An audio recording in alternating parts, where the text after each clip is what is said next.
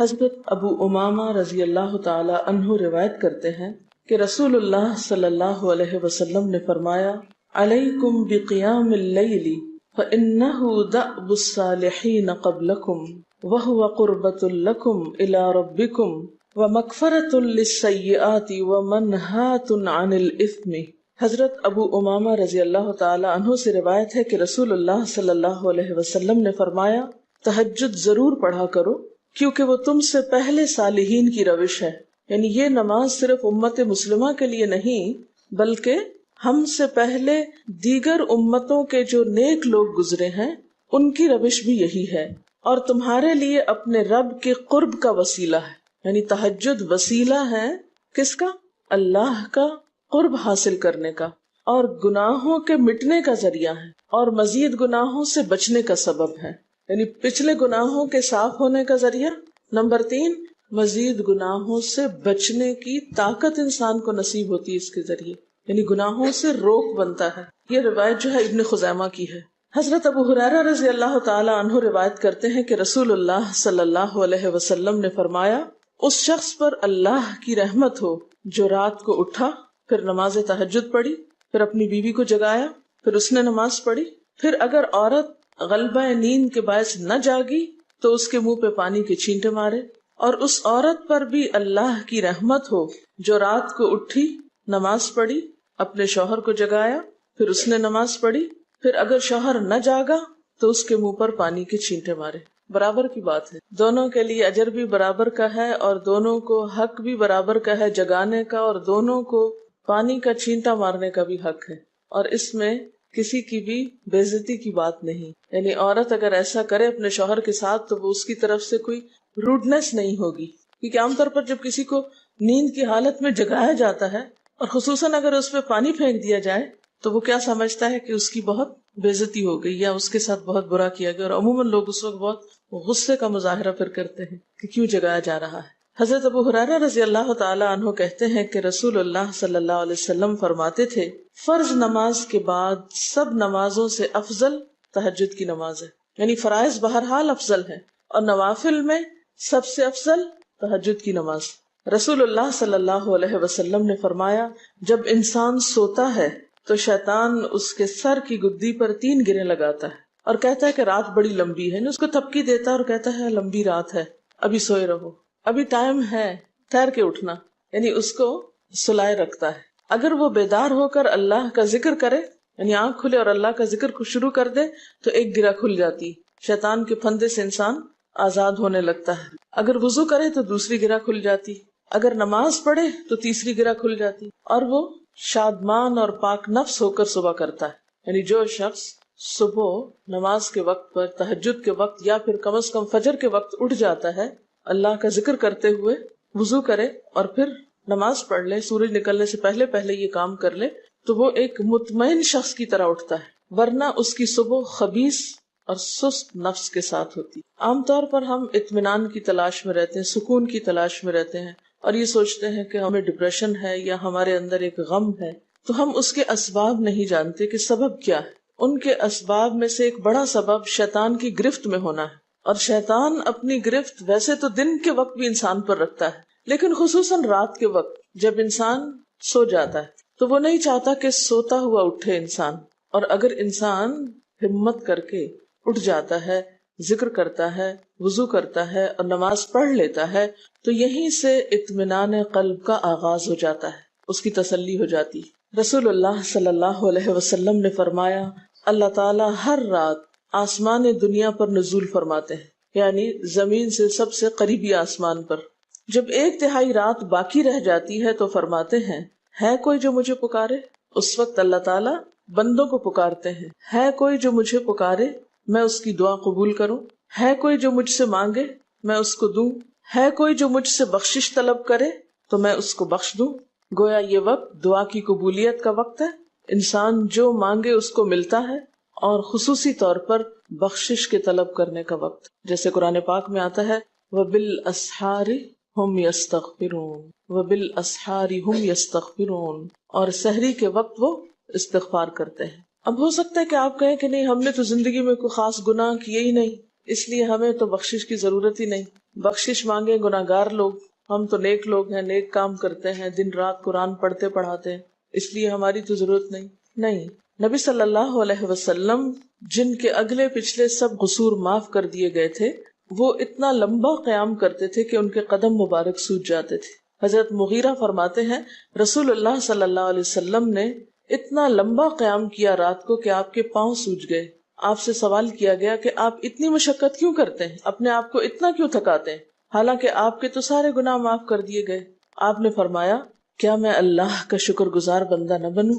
یعنی صرف گناہوں کی بخشش ہی نہیں بلکہ نعمتوں پر شکر بھی واجب ہے۔ جہاں ایک طرف گناہوں کی بخشش انسان کے لیے اللہ کے قرب کے راستے ہموار کرتی ہے، وہاں اللہ تعالیٰ کا شکر ادا کرنا بندے کو اللہ کا قرب عطا کرتا ہے۔ اچھا، اب پہلی سنت میں آپ کو بتاؤں گی کہ اگر آپ تہجد کے وقت اٹھے ہیں تو سب سے پہلے آپ کیا پڑھیں گے۔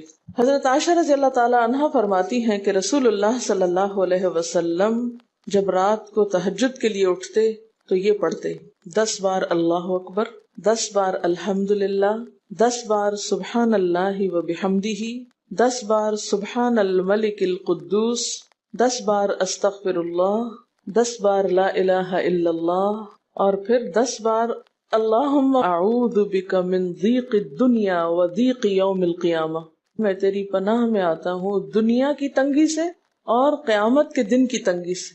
اللہم اعوذ بک من ضیق ضاد یہ قاف من ضیق الدنیا و ضیق یوم القیامہ، یہ بھی 10 بار۔ اور پھر فرماتے اللہم اغفر لی واہدنی وارزقنی وعافنی، پھر وضو کرتے اور تہجد شروع کرتے، یعنی یہ بھی وضو سے پہلے آپ پڑھ لیتے تھے۔ تو آپ کیا کر سکتے ہیں، جیسے آنکھ کھلی یا بستر پر لیٹے ہیں تو بعض اوقات ایسا ہوتا ہے نا کہ انسان سوچتا ہے اچھا ایک سائڈ پہ سو کے اتنے تھکے ہوئے ہوتے ہیں کہ آپ ایک دم نہیں اٹھ پاتے۔ حالانکہ آپ صلی اللہ علیہ وسلم کے نیند سے بیدار ہونے کا طریقہ کیا تھا کہ جب آپ اٹھتے تھے تو یکدم اٹھتے تھے، سستی کے مارے نہیں کہ کبھی ایک طرف لیٹ گئے پھر دوسری طرف سو گئے، پھر دائیں طرف پھر بائیں طرف، نہیں، جب جاگنے کا وقت ہوتا تھا تو آپ فوراً اٹھ جاتے تھے۔ لیکن بسا اوقات ایسا ہوتا ہے کہ انسان تھکا ہوا ہوتا ہے، سائڈ بدل کے دوسری طرف کو ذرا لیٹتا ہے، تو یہ لیٹے لیٹے بھی آپ اذکار پڑھ سکتے ہیں، ٹھیک ہے؟ اور یہ سب آپ کو آتے ہی ہوں گے سوائے ایک وہ ذکر کے اللہم اعوذ بک من ضیق الدنیا و ضیق یوم القیامہ، اور ترتیب آپ یاد کر لیں اپنے بیڈ سائڈ ٹیبل پہ یا بیڈ پہ یا کہیں بھی، یہ نوٹس کسی پین کے ساتھ لکھ کے لگا دیں، چپکا دیں، اور جب یاد ہو جائے تو پھر اتار دیں، جب عادت بن جائے تو ہٹا دیں وہاں سے، ٹھیک ہے؟ جتنے دن عادت نہیں بنتی اتنے دن اپنے یادداشت کے لیے رکھ لیں۔ اسی طرح نیند سے اٹھ کر لا الہ الا اللہ وحدہ لا شریک لہ لہ الملک ولہ الحمد وہو علی کل شیء قدیر الحمد للہ وسبحان اللہ واللہ اکبر ولا حول ولا قوۃ الا باللہ، یہ بھی پڑھ سکتے ہیں۔ اچھا، ضروری نہیں کہ سب کچھ ایک ہی دن میں پڑھ لیں، یہ بھی آپ کر سکتے ہیں کہ ایک دن میں ایک چیز پڑھ لیں، دوسرے دن دوسری پڑھ لیں، تیسرے دن تیسری پڑھ لیں، ٹھیک ہے نا؟ اور اگر ساری ایک دن بھی پڑھنا چاہیں، دیکھیں وقت کی بات ہے نا، ہو سکتا ہے اس وقت عمر کے اس حصے میں آپ پہ بہت ذمہ داریاں ہوں، آپ یہ سب کچھ نہ پڑھ سکتے ہوں، لیکن زندگی کا ایک ایسا وقت بھی آتا ہے جب انسان بوڑھا ہو جاتا ہے، جب اس کے اوپر باقی ذمہ داریاں کم ہو جاتی ہیں، پھر نیند بھی کم ہو جاتی ہے، پھر زیادہ عبادت کا موقع ملتا ہے، تو ایسے میں جب انسان کے پاس عبادت کے لیے وقت اور موقع زیادہ ہو تو پھر یہ ساری چیزیں بھی پڑھ لیں، ٹھیک ہے نا؟ پھر اسی طرح یعنی یہ جو روایت ہے کہ جس میں آپ صلی اللہ علیہ وسلم نے فرمایا جو شخص نیند سے جاگے، اور یہ تہجد کے وقت ہی نہیں، اگر فجر کے لیے بھی آپ اٹھ رہے ہیں تو یہ دعا پڑھ سکتے ہیں، لا الہ الا اللہ وحدہ لا شریک لہ، اور پھر الحمدللہ وسبحان اللہ واللہ اکبر ولا حول ولا قوۃ الا باللہ، پھر کہے اللہم اغفر لی، پھر کیا پڑھے اللہم اغفر لی، یا کوئی اور دعا کرے تو قبول ہوگی، اور اگر وضو کر کے نماز پڑھے تو وہ بھی قبول کی جائے گی۔ صبح اٹھتے ہی اللہ کی تعریف، اور آپ کو معلوم ہے کہ یہ جو چوتھا کلمہ ہے نا لا الہ الا اللہ وحدہ، اس کو دعا بھی کہا گیا، حالانکہ اس میں صرف اللہ تعالیٰ کی حمد و ثنا ہے، اور یہ یوم عرفہ کی دعا ہے۔ حدیث میں آتا ہے کہ مجھے اور مجھ سے پہلے انبیاء کو اس دن کی جو بہترین دعا سکھائی گئی، یعنی یوم عرفہ کی دعا، وہ لا الہ الا اللہ وحدہ لا شریک لہ، حالانکہ اس میں مانگنے کی تو کوئی چیز ہی نہیں، صرف اللہ کی حمد و ثنا ہے۔ جیسے حضرت ایوب علیہ السلام نے کہا تھا انی مسنی الضر وانت ارحم الراحمین، مانگا کچھ نہیں، انت ارحم الراحمین، انت ارحم الراحمین۔ اللہ تعالیٰ کی تعریف کر کے، اللہ تعالیٰ کے نام کے ساتھ اس کو اگر انسان پکار لیتا ہے تو یہ بھی اس کے لیے بہت کافی۔ ایک اور روایت میں آتا ہے رسول اللہ صلی اللہ علیہ وسلم جب تہجد کے لیے اٹھتے یعنی آپ ایک مرتبہ اٹھے، یعنی جو صحابی روایت کرتے ہیں، تو آپ نے بیٹھنے کے بعد آسمان کی طرف نظر کر کے سورۃ آل عمران کی آخری 11 آیات 190 سے لے کر 200 تک 11 آیتیں یہ پڑھی، ان فی خلق السماوات سے لے کر بالکل آخر تک. یعنی ضروری نہیں کہ کھڑے ہو کر آپ آسمان کی طرف دیکھیں، آپ اٹھے ہیں، چارپائی پہ بیٹھے ہوئے ہیں، ابھی وضو کے لیے نہیں گئے، بیٹھ کے آسمان کی طرف دیکھ کے پڑھ کے پھر اٹھ سکتے ہیں. اب اس میں آپ دیکھیں نا کہ انسانی نفس کی بھی ایک رعایت ہو جاتی ہے. لیٹے لیٹے آپ نے ایک ذکر پڑھ لیا، بیٹھ کے آپ نے دوسرا پڑھ لیا، پھر آپ وضو کو چلے گئے، تو اس میں وہ جو ایک طبیعت کی کسل مندی ہوتی ہے وہ بھی ساتھ ساتھ اللہ کے ذکر سے دور ہوتی جاتی ہے، اور ایک سٹیپ کے بعد دوسرا سٹیپ لینا بھی آسان ہو جاتا ہے. اچھا، اس میں آپ دیکھیں حکمت کیا ہے کہ آپ صلی اللہ علیہ وسلم نے کیا فرمایا کہ آسمان کی طرف دیکھ کے پڑھا جائے تاکہ اچھی طرح آنکھیں کھل جائیں. تو زبانی یاد کرنے کا مطلب یہ نہیں کہ آپ آنکھیں بند کر کے سوئے سوئے پڑھیں، کیونکہ بعض اوقات ایسا ہوتا ہے نا، آنکھ کھلتی ہے، ذکر شروع کرتے ہیں اور پھر پتہ ہی نہیں چلتا اور ذکر آدھے میں رہ جاتا ہے اور سو چکے ہوتے ہیں. اور پھر اگر آپ کو زبانی یاد نہیں ہوگی نا، دیکھ کے پڑھیں گے تو وہ الماری کی طرف ہی دیکھتے رہیں گے، آسمان کی طرف نہیں دیکھ سکیں گے، تو پھر سنت پوری نہیں ہو سکے گی. اور اسی طرح حضرت ابن عباس روایت کرتے ہیں کہ جب رسول اللہ صلی اللہ علیہ وسلم رات کو تہجد کے لیے کھڑے ہوتے تو اللہ پر تکبیر تحریمہ کے بعد یہ دعا پڑھتے: اللہم لک الحمد انت قیم السماوات والارض ومن فیہن ولک الحمد لک ملک السماوات والارض ومن فیہن ولک الحمد انت نور السماوات والارض ولک الحمد انت ملک السماوات والارض ولک الحمد انت الحق ووعدك الحق ولقاؤك حق وقولك حق والجنة حق والنار حق والنبيون حق ومحمد صلی اللہ علیہ وسلم حق والساعة حق اللهم لك أسلمت وبك آمنت وعليك توكلت وإليك أنبت وبك خاصمت وإليك حاكمت فاغفر لي ما قدمت وما أخرت وما أسررت وما أعلنت أنت المقدم وأنت المؤخر لا الہ الا انت. الہی تیرے ہی لیے ہے ساری تعریف، زمین و آسمان اور جو کچھ ان میں ہے سب کو تو ہی قائم رکھنے والا ہے. تیرے ہی لیے ہے ساری تعریف، زمین و آسمان اور جو کچھ ان میں ہے اس سب کی بادشاہی تیرے ہی لیے ہے. تیرے ہی لیے ہے ساری تعریف، تو ہی روشن کرنے والا ہے زمین و آسمان کو، تیرے ہی لیے ہے ساری تعریف. تو ہی بادشاہ ہے زمین و آسمان کا، تیرے ہی لیے ہے ساری تعریف. تو حق ہے، تیرا وعدہ حق ہے، تیری ملاقات حق ہے، تیرا کلام حق ہے، جنت حق ہے، جہنم حق ہے، تمام انبیاء حق ہیں اور محمد صلی اللہ علیہ وسلم حق ہیں، قیامت حق ہے. الہی میں تیرے سامنے جھک گیا، میں صرف تیرے ساتھ ایمان لایا، میں نے صرف تجھی پر بھروسہ کیا، میں نے صرف تیری طرف رجوع کیا، صرف تیری ہی مدد سے دشمنوں سے جھگڑتا ہوں، میں نے صرف تجھے ہی اپنا حاکم مانا. سو تو میرے اگلے پچھلے اور ظاہر و پوشیدہ اور جنہیں تو مجھ سے زیادہ جانتا ہے سارے کے سارے گناہ معاف کر دے. تو ہی آگے کرنے والا ہے، تو ہی پیچھے ڈالنے والا ہے، تیرے سوا کوئی سچا معبود نہیں ہے. یہ جو دعا استفتاح ہے تہجد کے وقت کی، یہ باہر نہیں نماز کے اندر پڑھنے کی دعا ہے. ہم دعا مانگتے ہیں اللہم اجعلنی لک ذکارا لک شکارا. ان دعاؤں کے پڑھے بغیر ذکار کیسے بن سکتے ہیں؟ ذکار کا صیغہ تو فعال کے اوپر ہے نا، بہت زیادہ ذکر کرنے والا. والذاکرین اللہ کثیرا والذاکرات.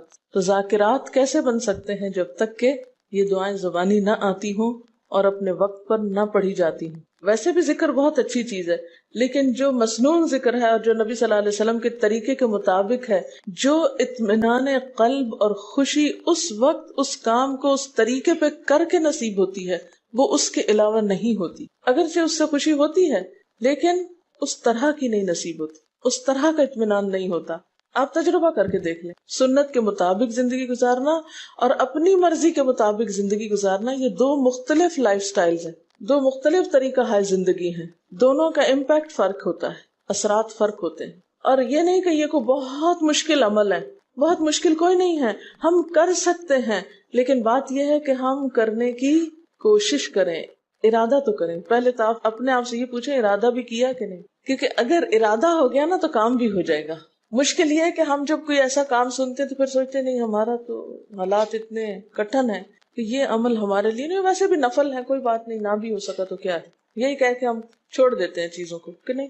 لیکن میں سمجھتی ہوں کہ جو عمر آپ بچیوں کی خاص طور پر اس وقت اس عمر کو غنیمت سمجھے اور اس میں آپ نے جو کچھ اب یاد کر لیا، عادت ڈال لی، وہ اگلی زندگی میں شدید مصروفیت کے باوجود بالکل عادت ثانیہ ہو جائے گی، ایک روٹین ہو جائے گی اور آپ کو مشکل نہیں ہوگی. لیکن اگر اب نہیں عادتیں ڈالی، کل کو یا نئے سرے سے عادت ڈالنا بہت مشکل ہوگا. سنت مشکل نہیں ہے، صرف یہ ہے کہ ارادے، نیت اور پھر کوشش کی ضرورت. کر لیں گے تو ہو بھی جائے گا، آخر کرنے والے کرتے ہیں. لیکن جب ہم پہلے ہی سے سوچ لیتے نہیں بڑا مشکل، وہ تو اللہ والے کرتے ہیں اور وہ تو نیک لوگوں کا کام ہے، ہم تو نہ اللہ والے ہیں اور نہ ہی نیک ہیں، تو کیوں نہیں ہے، ہو جائے. اب آپ صلی اللہ علیہ وسلم کے تہجد کی کیفیت کیا تھی؟ حضرت ابو ذر کہتے ہیں کہ رسول اللہ صلی اللہ علیہ وسلم نے تہجد میں اتنا قیام کیا کہ اس ایک آیت کو پڑھتے پڑھتے صبح کر دی. ایک آیت پڑھتے پڑھتے صبح کر دی. کون سی آیت تھی وہ؟ ان تعذبہم فانہم عبادک وان تغفر لہم فانک انت العزیز الحکیم. ایک آیت کو اتنی دفعہ پڑھا اور پڑھتے رہے اور پڑھتے رہے اور پڑھتے رہے، اسی میں صبح ہو گئی. تو طویل قیام جو ہے ضروری نہیں کہ وہ صرف کس وقت ہو، کوئی لمبی سورت پڑھ کے ہی، چھوٹی سورت بھی ہو سکتی ہے، لیکن روح کے ساتھ، شعور کے ساتھ اگر آپ دوہرا کے بھی پڑھیں. مثال کے طور پہ آپ نے کوئی سورت یاد کر لی ہے اور آپ پڑھنے کھڑے ہوئے ہیں اور آپ کو صحیح طرح آتی نہیں ہے، یا آتی ہے تو اتنی تیز نہیں آتی، بہت رٹی ہوئی نہیں ہے، تو کوئی بات نہیں، ایک آیت کو 2 دفعہ 3 دفعہ بھی آپ اس کو پڑھ سکتے ہیں اور اس طرح بھی پڑھ کے لمبا کر سکتے ہیں. یعنی طویل قیام صرف زیادہ قرات سے ہی نہیں، مختلف طریقوں سے ہو سکتا ہے. یہ آیت ہے سورۃ المائدہ کی 118 نمبر آیت ہے. اگر تو انہیں عذاب دے تو وہ تیرے بندے ہیں، اور اگر تو انہیں معاف کر دے تو یقیناً تو غالب اور حکمت والا ہے. حضرت حذیفہ رضی اللہ تعالی عنہ نے نبی صلی اللہ علیہ وسلم کو تہجد پڑھتے دیکھا. وہ کہتے ہیں سورۃ فاتحہ کے بعد آپ نے سورۃ بقرہ پڑھی، پھر رکوع کیا. آپ کا رکوع آپ کے قیام کی مانند تھا. ہماری تو کمر نہ ٹوٹ جائے. کر کے تو ذرا دیکھیں. میں نے زندگی میں پہلی دفعہ رمضان میں طویل رکوع اور سجدے کا موقع ملا. اس سے پہلے تو اس طرح کا سچ پوچھے کانسیپٹ بھی کوئی نہیں تھا، کیونکہ بہت سی چیزیں جب ہم پڑھتے ہیں تو ہم کہتے ہیں ہاں یہ نبی صلی اللہ علیہ وسلم کے لیے ہے، یہ تو آپ کی شان ہے اور آپ کا مقام ہے. ہم تو عام کمزور بندے ہیں. اصل میں ہم کمزور کیوں ہیں؟ اس لیے کہ ہم نے اپنی انرجیز بیکار باتوں میں بہت لگا رکھی، بیکار غم پالے ہوئے ہیں، بیکار مشغلے ہیں، بیکار گفتگویں ہیں. تو انرجی تو لگتی ہے نا. آپ فضول کی باتیں سوچیں تو کیا انرجی نہیں لگے گی؟ آپ لایانی چیزوں پہ کڑنا شروع کر دیں، کیا انرجی نہیں لگے گی؟ لگے گی. تو پھر آپ کے پاس کوئی تعمیری مثبت کام کرنے کے لیے نہ وقت ہے نہ انرجی ہے. پھر اس وقت تک آپ خالی ہو چکے ہوتے ہیں. رات کو دیر تک آپ اگر فضول گپ شپ کرتے رہے تو صبح اٹھے گا کون، اور پھر صبح پڑھے گا کون، اور اگر پڑھے بھی تو کیا پڑھے اس میں. کبھی آپ نے سوچا کہ احادیث کی یہ جو کتابیں ہیں یہ ساری کی ساری صرف آپ کی گفتگو نہیں، آپ کے عمل کا بھی احاطہ کیے ہوئے ہیں، اور ٹوٹل آپ کی گفتگو یہی ہے. اور اگر ہم اپنی گفتگو کو دیکھیں اور ہماری باتوں کی کوئی کتاب تیار ہو، نبی صلی اللہ علیہ وسلم کی عظمت کو پہچانیں، ہم اپنی گفتگو کا جائزہ لیں. اگر ہماری گفتگو بھی ریکارڈ ہو کر لوگوں کے پاس جانے لگے، لوگوں تک پہنچنے لگے، ہم عملی نمونہ کیوں نہیں لوگوں کے لیے؟ ہمیں دیکھ کر لوگوں کے عمل کیوں نہیں بدلتے؟ ہماری بات لوگوں پر اثر کیوں نہیں کرتی؟ کبھی سوچا ہم نے؟ صرف اپنی گفتگو کے آئینے میں ہی اپنے آپ کو پہچان لے کہ ہم کہاں ہیں، کون ہیں، کہاں کھڑے ہیں، لوگوں کے بیچ میں کیا باتیں کرتے ہیں، لوگوں کے پیٹھ پیچھے کیا باتیں کرتے ہیں، کہاں کس حال میں کیا کر رہے ہوتے ہیں. ہر شخص اپنے آپ کو خود پہچان سکتا ہے. کیا واقعی ہم اس لائق ہیں کہ کوئی ہم سے کچھ سیکھے؟ صرف اپنی گفتگو کے آئینے میں خود کو پہچانے. بعض اوقات کتنا بیکار بولتے ہیں، کتنا بے مقصد بولتے ہیں، کتنا ضرورت سے زائد بولتے ہیں. اس کا یہ مطلب نہیں کہ مصنوعی خاموشی اپنے اوپر مسلط کر لیں، کیونکہ پھر ہم دوسری ایکسٹریم پہ نکل جاتے ہیں. لیکن بامقصد گفتگو کتنی ہے ہماری باتوں میں جو واقعی فائدہ مند ہو، تو پھر ذرا روک بھی لیا کریں نا اپنے آپ کو. اپنے ساتھ خود ہی محنت کریں گے تو بات بنے گی. سوچیں تو، احساس تو کریں. جب کریں گے تو انشاءاللہ کامیابی بھی ہوگی. لیکن پہلی بات تو یہ نا کہ ہم جو کچھ کرتے ہیں نہ اس کا حساب کرتے ہیں، نہ اس کے بارے میں سوچتے ہیں کہ ہم کر کیا رہے ہیں. ہمیں نیکی نہ کرنے کا موقع یا ہمارے نیکی نہ کرنے کا ایک سبب اور ایک بڑی وجہ ہماری انرجیز کا بیکار چیزوں میں استعمال ہونا ہے، فضول کی سیاست میں ملوث ہونا ہے. اپنی ذمہ داریوں کا ہمیں ہوش نہیں ہوتا، دوسروں کے کاموں میں مداخلت خوب سوچتی ہے. خود کیا کر رہے ہیں اس کا کچھ پتہ نہیں، دوسرے کیا کر رہے ہیں اس سے بہت دلچسپی، یا کیا نہیں کر رہے. بہت سے لوگ، بہت سی خواتین کمر درد کی شکایت کرتے ہیں، اور اس کی ایک بڑی وجہ نمبر 1 رکوع کا صحیح پوزیشن پہ نہ ہونا ہے، اور نمبر 2 اس پوزیشن پہ کوئی ایکسرسائز نہیں ہماری ہوتی. یہ بتا رہی ہیں کہ کسی کی کمر میں درد تھا اور ٹھیک نہیں ہوتا تھا کسی چیز سے، تو ڈاکٹر نے ان کو یہ مشورہ کیا کہ طویل رکوع اور طویل سجدے کریں، بیسٹ ایکسرسائز ہے، کر کے تو دیکھیں۔ اور اس میں آپ دیکھیے کہ صحیح پوزیشن پہ لائیں، بالکل اسٹریٹ رکھیں گردن اور کمر کو، پیٹھ اور گردن ایک لائن میں آنی چاہیے۔ بہت سے لوگ یوں ٹیڑھی کرتے ہیں، یوں کر کے بس کرتے ہیں، یہ غلط پوزیشن ہے، اس سے تو اور بیمار ہو سکتے ہیں۔ کئی لوگ سر پھینک دیتے ہیں نیچے کو، یہ بھی غلط پوزیشن ہے، اس سے بھی کام خراب ہوتا ہے۔ اگر آپ صحیح پوزیشن پہ رکوع لمبا کریں تو یقینی طور پہ کمر درد کا علاج ہے۔ تو پٹھے مضبوط ہوتے ہیں نا کمر کے، آپ اس کو روک کے رکھے ہوتے ہیں ایک سیدھی لائن میں۔ 2 فیٹ کے درمیان کا فاصلہ بھی بہت معتدل رکھیں، نہ تو بہت قریب رکھیں اور نہ بہت کھلا رکھیں، بالکل معتدل، جس میں آپ آرام سے سکون سے کھڑے ہو سکیں اور آپ کا بیلنس قائم رہے۔ بیلنس کو قائم کرنا بے حد ضروری، ٹھیک ہے۔ حضرت حذیفہ نے نبی صلی اللہ علیہ وسلم کو تہجد پڑھتے دیکھا، وہ کہتے ہیں کہ سورۃ فاتحہ کے بعد آپ نے سورۃ بقرہ پڑھی، پھر رکوع کیا، آپ کا رکوع آپ کے قیام کی مانند تھا، یعنی جتنا لمبا قیام تھا اسی طرح رکوع تھا، پھر آپ نے رکوع سے سر اٹھایا اور کھڑے ہو گئے، اور آپ کا قوما یعنی رکوع کے بعد اٹھنے کا وقت بھی کافی طویل تھا۔ ہم تو بعض اوقات اٹھ کے کھڑے نہیں ہوتے کہ نیچے چلے جاتے ہیں، تو وہ بھی طویل تھا۔ صرف 2 رکعتیں بھی آپ ایسی پڑھ لینا کافی، اگر عام دنوں میں نہ پڑھی جائے تو ویکینڈ پہ پڑھ لیں۔ ہمارا تو ویکینڈ پہ لمبا سونے کا پروگرام ہوتا ہے نا، تو چلے دوبارہ سو جائے، لیکن ہفتے میں 1 دفعہ کر لیں، اگر روز نہیں بھی کر سکتے 2 دفعہ کر لیں، ٹوائس اے ویک کر لیں۔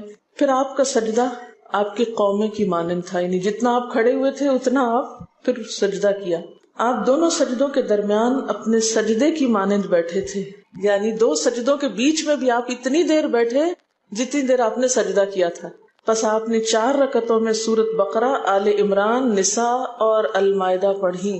ہمیں اگر خود نہیں بھی آتی اور کوئی پڑھانے والا اتنی لمبی ایک دفعہ بھی تراویح کوئی پڑھا دے یا کوئی نفل پڑھا دے تو ہم دوسری دفعہ اس کے پاس نہ پڑھیں۔ تقریباً 7.25 پارے بنتے ہیں، جس کو ایک منزل کہا جاتا ہے۔ ایک دن کے تہجد میں آپ نے اتنا پڑھا، اور یہ تو قرآن کی قرات تھی، لیکن بیچ کے وقفوں میں تسبیحات اور اللہ کی تعریف اور حمد و ثنا اور ذکر، یہ آپ پر بس تھا۔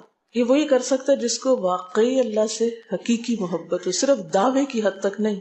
میں کہتی ہوں چلے روزانہ نہ صحیح، ہفتے میں 1 بار، ہفتے میں نہیں، مہینے میں 1 بار، مہینے میں نہیں تو سال میں، رمضان میں، کسی موقع پر کچھ تو اللہ سے تعلق آئے، کچھ تو قرب پائیں۔